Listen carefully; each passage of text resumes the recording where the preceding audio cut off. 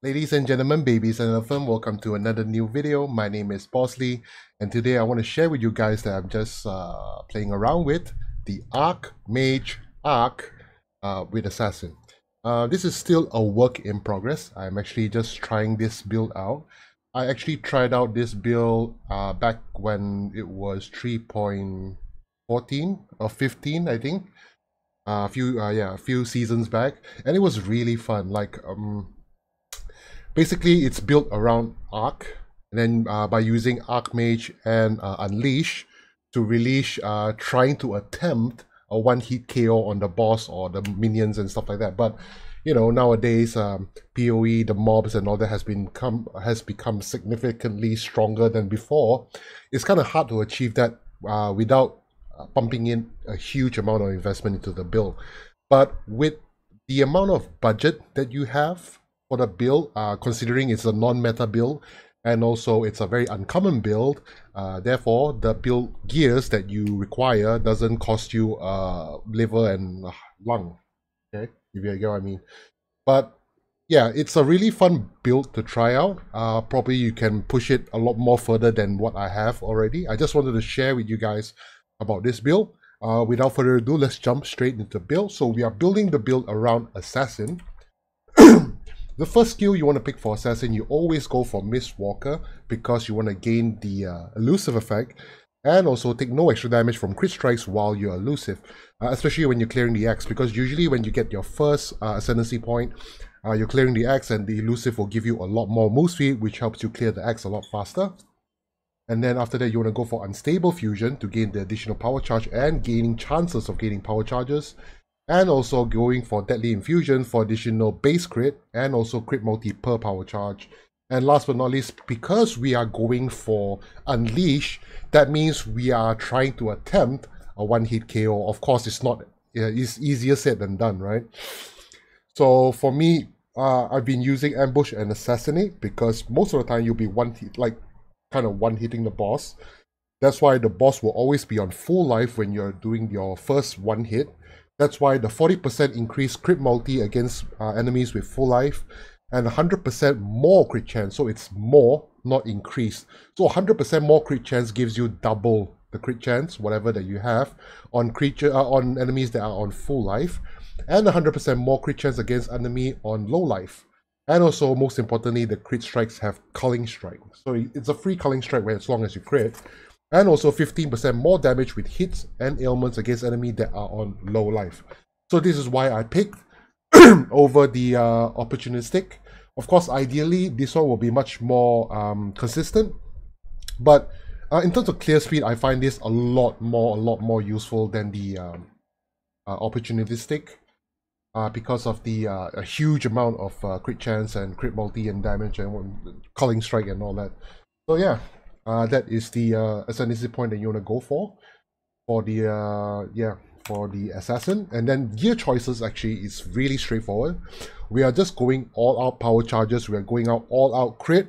So we're trying to use Archmage with Unleash and crit together, and boom, one shot. That's what I'm trying to get. So far, I haven't really got the luck to do that yet. I've still had a lot of work to be done, like putting in like Val Raj's Fire to increase drastically on the spell damage, doing low life or stuff like that, just to get more damage. So far, this is just like really basic entry level gear that I'm using. That is very viable to every one of you out there. So Void Battery is really cheap. Let me just see if I can pull up the PoE trade and just show you guys the rough prices of like most of the gears that I have, because most of the gears are uniques, so it's pretty obtainable for most of you guys. So the first thing you're gonna go for is the Void Battery. So Void Battery, the price has gone up. It's gone up to 20C. When I bought it, it was like 10C. Apparently, I guess someone's playing some streamer, maybe playing some build that requires Void Battery. That's why the price is shooting up. Yeah, but if you don't want to use Void Battery, there is another alternate budget version. Let's see, that will be Storm Prism. In case you guys don't know what is Storm Prism, it's this one. So Storm Prison gives you additional power charge, chance to gain power charge on kill, and also some lightning damage, and also mana regen. So this is the really budget version. This one will cost you less than 1 chaos each.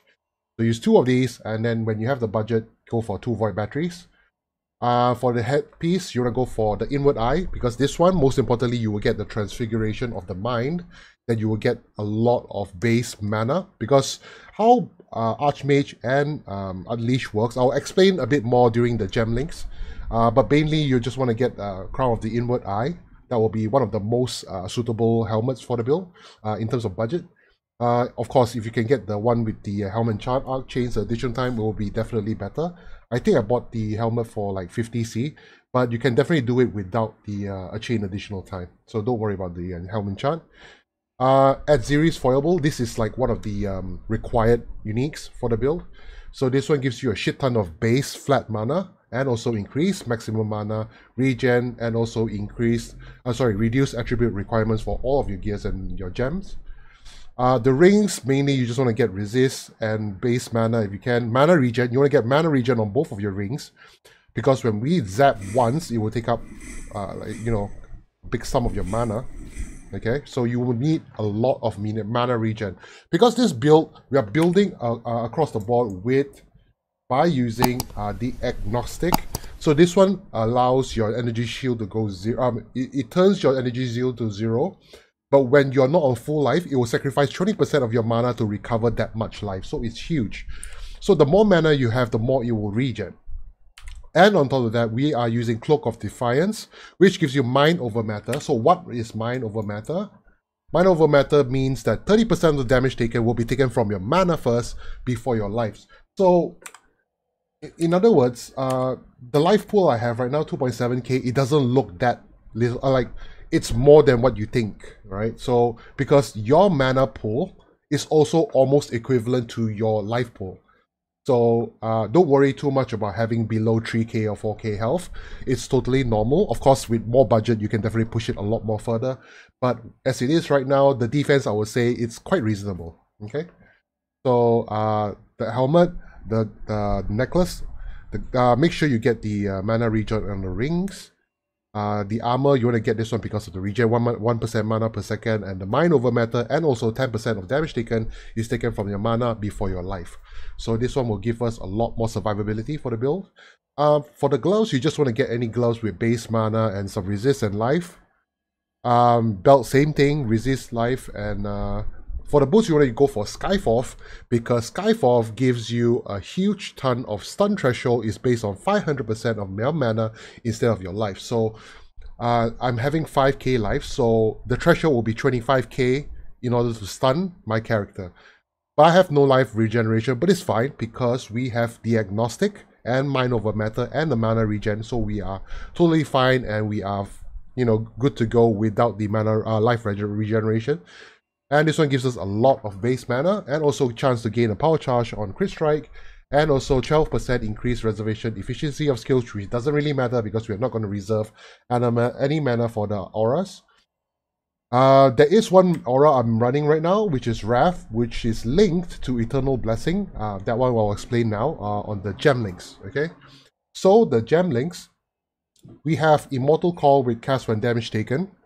Just very low level, just to trigger all the time, so that you can get reduced elemental damage taken and physical damage taken for your layer of defense. For the trigger, for the curse on the enemy will be Stormbrand, Hex Touch, Archmage, just for fun, since I have so much mana, and also the Conductivity. Okay.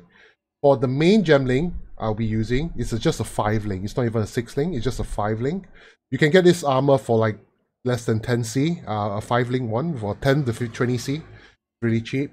And then you can actually upgrade it to the 6 link further on later down the road, but don't worry about that too much. A 5 link is totally viable to run all the white maps and yellow maps, no problem. Okay, so the main link gems will be Arc, Added Lightning, Archmage, Increased Crit, and Unleash. So this is the current setup for my 5 link. And of course, you want to add in, not Spell Echo, I'm just leveling this gem right now. So you want to put in Power Charge on crit support. This will be like one of the most ideal support gem since I'm running so many power charges. Ideally, I'm going to get like 9 to 10 power charges. So 4% more damage per power charge. So if I have 10, I get 40% more damage. So this is huge. So this will be my 6th link. And probably I will switch out the crit strike support for another damage increased support gem, just to support the 6th link. For the here, I'm just using for mobility, I'm just using lightning warp with reduced duration and less duration, so that you can lightning warp, you can kind of spam like your lightning warp. And the arcane surge with your flame dash, and also power charge on crit. This is just leveling, and then arcane cloak in case you need an extra defensive layer. So arcane cloak actually grants you additional lightning damage based on 40% of the mana spent for this skill, and also give you 75% damage from hits will be taken from the buff first before your life or your energy shield. So if you click this one, it will consume a large amount from my mana, and then it will give me a life. It will give me a barrier, a mana barrier that will block out 75% of the damage. Will be taken from that barrier first before taken from my life. So if you see it, once I click it, I get 3.2k armor here, the buff barrier that will block the damage before it goes cut through my lives. So in terms of defensive layer, we have Arcane Cloak, we have Agnostic, and we have Mind Over Matter. So these are the 3 layers. And also we have Immortal Call and Cast when damage taken. So we have 4 layers of defense in order to survive through all the white and yellow maps. Okay. So that is the, and this one, the Eternal Blessing and Wrath. So Eternal Blessing, you can have only one aura attached to your character, and all the other auras will be disabled, but you can reserve this aura without any, you can activate this aura without reserving any of your mana, which is the reason why we're running this, so that we have full mana and fully utilize the Archmage support gem. Okay, so in terms of Flask, we have Life Flask for immunity to bleeding, a Mana Flask just in case you fuck up your mana, Quicksilver Flask for mobility, and also the Silver Flask for onslaught and immunity to poison. The Flask is very versatile, you can do anything you want. You can use, for damage, you might want to get the Flask. Sorry for my bad preparation. I will give you the name of the Flask right now since I'm talking about the Flask. Aziri's Promise, yes. Aziri's Promise will give you a decent amount of DPS increase because you will gain elemental damage as extra chaos damage during the Flask effect. Okay, so Aziri's Promise will be a good addition to the build. So that is the Flask choices. The Pantheons, we will be using mostly defensive Pantheons. I'm using Lunaris and Shikari just for the poison. You know, I wouldn't get more than 3 poison stacks on my character, so I won't die from poison. But most of the time, because of the Agnostic, you'll be regen a lot faster, and usually you'll be just fine. Even though you're bleeding or corrupted bleeding, you'll be okay. But of course, always have like all the Flask choices with the proper immunity so that you won't die too much, because later on when you're trying to push red maps, it's going to be a lot more tougher and you're going to require a lot more investment in the build in order for it to actually work well. And for the bandits, at the moment now I have a Lyra, but ideally you will want to go for Aramir, which is 2 extra skill points, because you want to get a skill point is actually much more worthy comparing to having the 15% crit multi and the resistances. But I have yet to change it, so I have 2 less skill points. But it depends.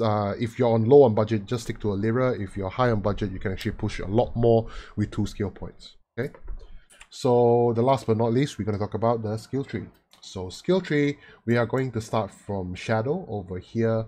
Move up, and then you want to pick up Trickery, and then early stage you want to go for Soul Siphon and Blood Siphon. Okay, and then after that you don't have to pick up Assassination first, because the crit chance and crit multi will not help you much in the early game. So you want to get survivability and base damage. That's what you want to aim for. Move this way, and you're going to pick up Nimbleness. So this one gives you some cast speed, indirectly gives you more spell damage. And then you don't have to pick up Throat Seeker yet. Later on, as I said, crit multi and crit chance nodes, always worry about them later on, because the damage and the multiplier is not that much anyway. It won't do much of a difference. Move down here, you want to pick up Arcane Wheel, so it gives you more mana and mana regen and intelligence. Deep Wisdom. Pick up Heart and Soul for life and mana. Mostly everything from the skill tree is just mana, and crit, okay? So over here, Prodigal Perfection, so that you get 20% increased maximum mana, and also 2% increased spell damage per 100 maximum mana, up to 40%. And then over here, you can pick up the skill gem here, and then you want to go up here and pick up Heart of Thunder, so this one gives you 30% increased lightning damage, and penetrate 6% lightning resist. Over here, you pick up Disciple of the Forbidden, so you get all the effects for per power charge you have. So this one you get mana regen per power charge, creatures per power charge, crit multi per power charge, and also damage per power charge. So this is one you want to pick up over here. Cruel Preparation for life and resist, and then Deep Thoughts for mana regen and intelligence. Practical application just to help out some resistances, because this build you need some strength and dexterity, not a lot, but you need some to equip certain armor pieces and gems. And 25% to avoid interruption from stuns while casting. Arcanist Dominion for cell damage and cast speed. And then you want to move over here and then pick up Retribution, and then after that Discipline and Training for more life. And then move down here and pick up this socket. This is where you put in your Thread of Hope. So Thread of Hope, you want to make sure you get the medium ring, so that you can allocate Diagnostic, Divine Judgment for elemental damage, Holy Dominion for elemental resist and elemental damage, and Arcane Capacitor, so that you can get Arcane Surge as well, and then increase effect on Arcane Surge as well. And then you can pick up Overcharge for additional power charge node over here. And then you want to move down here and pick up Forethought, so some mana regen, and mana cost increase. You want the more mana cost you use for your skill, the more damage it deals. That's how Archmage works. And then after that, mana, and then Dynamo for more maximum mana. In guard skills have 40% increased duration, which this one gives me 40% increased duration. The main, the Masteries, you want to get 10% recover, 10% of mana whenever you use a skill, because Arc will be using our skill most of the time. And also the other one will be 10% of damage taken will be recouped as mana. So that will indirectly kind of gives you like a defensive layer that you get mana regen and stuff like that. And then Constitution for life, again over here. And then this is the one I mentioned just now, 10% of damage taken recoup as mana. On Lightning Mastery, you want to pick up lightning damage with non-critical strike is lucky. And yeah, that's pretty much it for now. Moving forward, you want to go for more crit nodes. Pick up another power charge over here. Mind Drinker over here for recover 2% mana on kill. And then after that, you want to pick up some other crit nodes all around the tree, and then fill up whatever gaps that you need. And that is my current work in progress for the build. Yeah, so I am actually having a lot of fun with the build. It's actually very, very satisfying. Yeah, so if you guys have any suggestions on the build, if you have any suggestions on how to improve the build, or you have any questions about the build and what to level and stuff like that, feel free to drop a comment down below. Please, if you like my video, please like and subscribe to my channel. It will really help support the channel to push up more quality content for you guys to enjoy. And I hope I see you guys on the next video. Peace out.